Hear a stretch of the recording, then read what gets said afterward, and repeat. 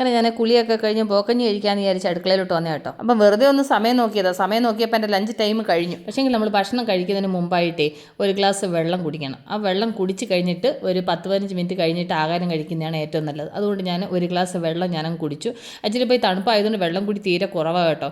അതുകൊണ്ട് ഇപ്പോൾ എന്തായാലും കുടിച്ചിട്ട് വന്നതുകൊണ്ട് ഒരു കപ്പ് വെള്ളം ഞാൻ കുടിച്ചു. അത് കഴിഞ്ഞ് എന്തെങ്കിലും കഴിക്കാമെന്ന് വിചാരിച്ച് അടുക്കളയിലോട്ട് നോക്കിയപ്പോൾ അടുക്കള മുഴുവനും കാലി. രാവിലെ എന്തൊക്കെയോ അഡ്ജസ്റ്റ് ചെയ്തിട്ട് അവരെ 3 പേരും വിട്ടു. അപ്പോൾ ഇനി ഞാൻ എന്താ ഉണ്ടാക്കുന്നത്? അപ്പോൾ എനിക്കൊരു ഐഡിയ കിട്ടി കേട്ടോ. അപ്പോൾ നമുക്ക് ഫ്രിഡ്ജിനകത്ത് നോക്കാമെന്ന് വിചാരിച്ചു. ഫ്രിഡ്ജിനകത്ത് ചോറ് വല്ലതും ഇരിപ്പുണ്ടെന്നുണ്ടെങ്കിൽ ഞാൻ ഇന്നൊരു അടിപൊളി ഒരു റൈസ് ഉണ്ടാക്കും.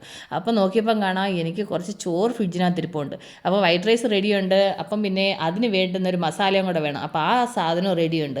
അപ്പോൾ ഇതെന്താണെന്ന് എൻ്റെ കൂട്ടുകാർക്ക് അറിയാം. ഇത് പുളിയോഗര പാക്കറ്റാണ് കേട്ടോ. പുളിയോഗര എന്ന് പറയുന്നൊരു മസാലയാണ്. ഇതിനകത്തൊരു റൈസ് ഉണ്ടാക്കാൻ സൂപ്പറാണ്. പക്ഷേ ഇതിൻ്റെ കൂടെ ഞാൻ കുറച്ച് മസാലയൊക്കെ ആഡ് ചെയ്തിട്ടാണ് ഞാൻ ഉണ്ടാക്കുന്നത്. അപ്പോൾ ഇന്നൊരു വെറൈറ്റി ടേസ്റ്റിൽ നമുക്കൊരു പുളിയോഗര ഉണ്ടാക്കാം. അപ്പോൾ റൈസ് റെഡിയുണ്ട്. എത്രയും പെട്ടെന്ന് നമുക്ക് കാര്യങ്ങൾ റെഡിയാകും കേട്ടോ. അപ്പോൾ എനിക്ക് ഇതിനകത്ത് ഇപ്പോൾ ഒരു പാക്കറ്റിൻ്റെ ആവശ്യമുള്ളൂ. ഇപ്പോൾ എൻ്റെ കൂട്ടുകാർ വിചാരിക്കും നിങ്ങളെന്താ കച്ചവടം ചെയ്യാനാണോ ഇത്രയും പാക്കറ്റ് മേടിച്ചുകൊണ്ട് വെച്ചേക്കുന്നതെന്ന്. ഒന്നുമല്ല കേട്ടോ, ഇത് 2-3 മാസത്തിന് വേണ്ടിയിട്ട് ഞാൻ മേടിച്ചതാണ്. ഇടയ്ക്കൊരു എമർജൻസിക്ക് നമുക്ക് ചെയ്യാൻ പറ്റുമല്ലോ, അതിന് വേണ്ടിയിട്ട്.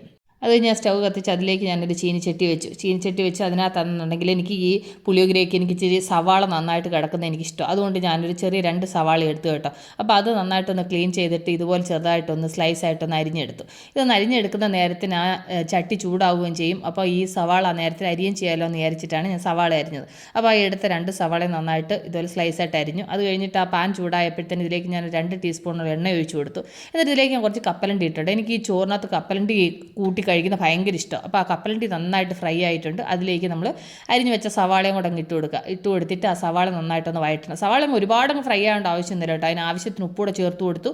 ഇനി നമുക്കിതിലേക്ക് ചേർക്കാനുള്ളത് എന്താണെന്ന് വെച്ച് കഴിഞ്ഞാൽ ഞാൻ അന്നെന്നുണ്ടെങ്കിൽ കുറച്ച് പുളിവെള്ളം ചേർക്കുന്നുണ്ട്. ചെറിയൊരു കഷ്ണം പുളി അത് വെള്ളത്തിനകത്ത് പിഴിഞ്ഞതായിട്ടോ, അത് ചേർത്തു. അത് കഴിഞ്ഞ് 3/4 ടീസ്പൂൺ മുളക് പൊടി ചേർത്തു. അത് കഴിഞ്ഞിട്ട് ആ അയ്യങ്കാറിൻ്റെ പുളിയോഗര പൗഡർ ഒരു പാക്കറ്റ് ചേർത്തു. അത് കഴിഞ്ഞിട്ട് ശർക്കരയാണ് ഈ ചേർക്കുന്നത് കേട്ടോ. ശർക്കര വന്നിട്ട് ഞാനൊരു 1.5 ടീസ്പൂൺ ശർക്കര ചേർത്തു. എനിക്ക് ഇച്ചിരി ഈ റൈസിന് ഇച്ചിരി മധുരമൊക്കെ ഉള്ളത് എനിക്കിഷ്ടമാണ്. അപ്പോൾ അത് നന്നായിട്ട് മിക്സ് ചെയ്ത് ഡ്രൈ ആക്കി. എന്നിട്ട് ഞാനാണെന്നുണ്ടെങ്കിൽ ആ റെഡിയായിരുന്ന ചോറുണ്ടല്ലോ അത് ഇതിൻ്റെ കൂടെ അങ്ങ് ചേർത്ത് കൊടുത്തു.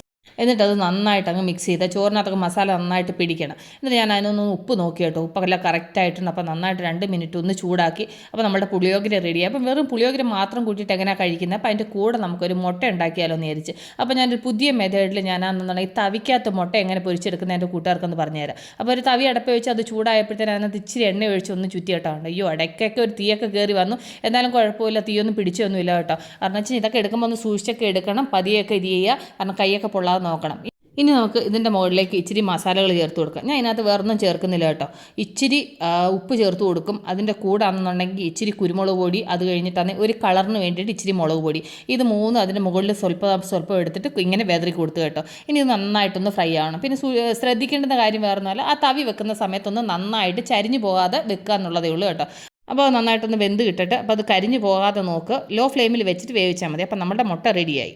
അപ്പോൾ എൻ്റെ ലഞ്ചിന് വേണ്ടുന്ന സംഭവങ്ങളൊക്കെ റെഡിയായി. പുളിയോഗര ഉണ്ടാക്കി, മുട്ട പൊരിച്ചെടുത്തു. അപ്പോൾ ഇതെല്ലാം സംഭവങ്ങൾ റെഡിയായി. അപ്പോൾ ഞാൻ എടുത്ത പാത്രങ്ങളും അതുപോലെ തന്നെ ഇതെല്ലാം എടുത്ത് സൈഡിലോട്ടൊക്കെ ഒന്ന് ഒതുക്കി വെക്കാമെന്ന് വിചാരിച്ചു. ഉപ്പിൻ്റെ ഭരണി അതെല്ലാം തിരിച്ചങ്ങ് വെക്കാമെന്ന് വിചാരിച്ച് അങ്ങനെ അതെല്ലാം തിരിച്ചെടുത്ത് വെച്ച് അത് കഴിഞ്ഞിട്ട് ഇനി ചോറ് എടുക്കാമെന്ന് വിചാരിച്ച്. അപ്പോൾ ഞാൻ പുളിയോഗരയല്ല എനിക്കിന്ന് ഉച്ചയ്ക്കൽ തന്നെ ഉണ്ടാക്കി വെക്കുന്നത്. അപ്പോൾ അതൊന്ന് പാത്രത്തിലോട്ടാക്കിയിട്ട് പിന്നെ അതിൻ്റെ കൂടെ ആ മുട്ടയും കൂടെ ആകുമ്പോൾ നല്ലൊരു കോമ്പിനേഷനായിട്ടോ. നിങ്ങൾ വിചാരിക്കും ഇത് ഒരുപാട് ചോറുണ്ടെന്ന്. ഒട്ടുമില്ല കേട്ടോ. ഒരു ചെറിയ സ്പൂൺ, അതുകൊണ്ടാണ് ഞാൻ 3 സ്പൂൺ എടുത്തത്. കുറച്ചേ ഉള്ളൂ. കാരണം ഉച്ചയ്ക്ക് ഞാനെല്ലാം ലിമിറ്റായിട്ട് ഞാൻ കഴിക്കാറുള്ളൂ. അത് കഴിഞ്ഞിട്ട് നമുക്ക് നമ്മളുടെ മുട്ട നമുക്ക് ഇതിൽ നിന്ന് തവിയിൽ നിന്നൊന്ന് മാറ്റണമല്ലോ.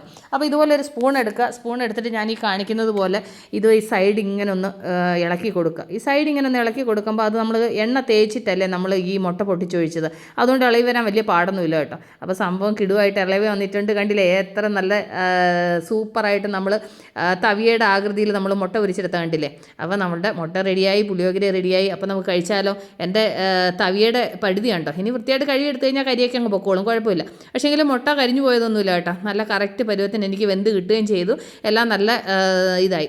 ഇപ്പോൾ എനിക്ക് എൻ്റെ ലഞ്ച് ടൈം ഞാൻ എൻ്റെ കൂട്ടുകാരോട് പറയുന്നില്ല. കാരണം വെച്ച് കഴിഞ്ഞാൽ കൊണ്ട് സമയം ഒരുപാട് ലേറ്റായി കേട്ടോ. കാരണം വെച്ച് കഴിഞ്ഞാൽ പണികളെല്ലാം കഴിഞ്ഞിട്ട് കുളിയെല്ലാം കഴിഞ്ഞ് വന്നപ്പോഴത്തേനും സമയം ലേറ്റായിപ്പോയി. അപ്പോൾ ഞാൻ ഈ പുളിയോഗര ഒന്ന് കഴിക്കട്ടെ. അതിൻ്റെ കൂടെ ആ മുട്ടയുണ്ടല്ലോ സൂപ്പറാണ് കേട്ടോ. ഭയങ്കര ടേസ്റ്റാണ്. ഞാൻ ആക്ച്വലി ഇത് ഫസ്റ്റ് ടൈമാണ് ഞാൻ ഈ തവിയിലൊന്ന് ട്രൈ ചെയ്തത്. പക്ഷേ എങ്കിൽ അത് സക്സസ് ആയതിൽ ഒരുപാട് സന്തോഷം എനിക്കും ഉണ്ട്. കണ്ടിട്ടില്ലേ അത് എങ്ങനെ ഉണ്ടെന്ന് നോക്കിയേ. അപ്പോൾ അതിന് അതിൻ്റെ കൂടെ നമുക്ക് അങ്ങനെ അതിൻ്റെ കൂടെ മുട്ടയും കൂടെ എടുത്ത് കടിച്ച് ആ പുളിയോഗിരിയും ഇതുകൂടെ വേണ്ട. മുട്ട നന്നായിട്ട് വെന്തിട്ടുണ്ട് കേട്ടോ, അതൊക്കെ നന്നായിട്ട് വെന്തിട്ട് നല്ല ടേസ്റ്റി ആയിട്ടുണ്ട്. അപ്പോൾ ഞാൻ ഈ ലഞ്ച് ഒന്ന് കഴിക്കട്ടെ. അപ്പോൾ ഞാൻ ഈ വീഡിയോ വൈൻഡപ്പ് ചെയ്യാണ്. അപ്പോൾ എൻ്റെ കൂട്ടുകാർ ഊണ് കഴിച്ചാൽ നിങ്ങളുടെ ഊണിന് എന്താ സ്പെഷ്യൽ എന്നുള്ളത് കമൻറ്റ് ചെയ്യുക. അപ്പോൾ നമ്മൾ ഉടൻ തന്നെ അടുത്ത വീഡിയോ വീണ്ടും കാണും വരെ ടേക്ക് കെയർ, ബൈ.